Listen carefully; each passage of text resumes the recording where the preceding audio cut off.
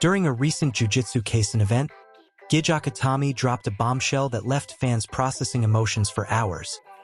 Gojo Satoru's death was not a sudden twist, but something he had already planned from the beginning of the story.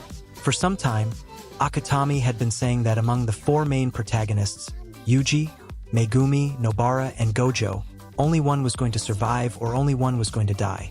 Now we know that the one chosen to fall was Gojo, and it was no coincidence. Saddest of all, Gojo was doomed to a bitter end no matter how many survived in the end. Even if he had been the only one alive, he would have ended up all alone, bearing all the blame and responsibility.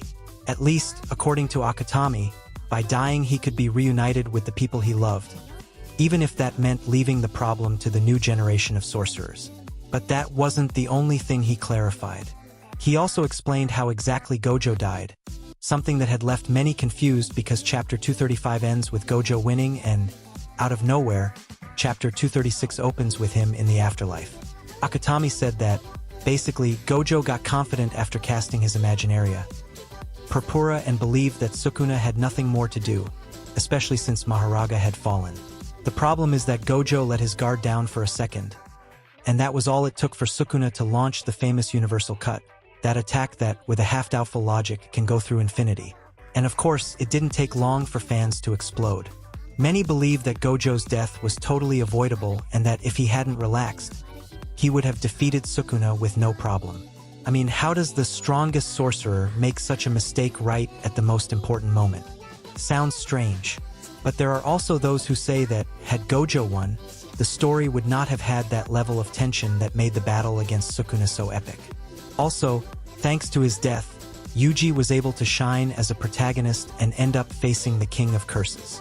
Another part that generated quite a bit of debate was the afterlife scene.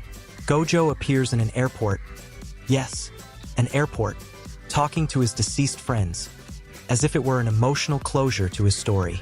In that talk, he blurts out a phrase that left many thinking, "A sorcerer dying with no regrets." The funny thing is that this scene was not in the original plans, and was added after a talk between Akatami and Shota Gashizono, the director of the second season of the anime.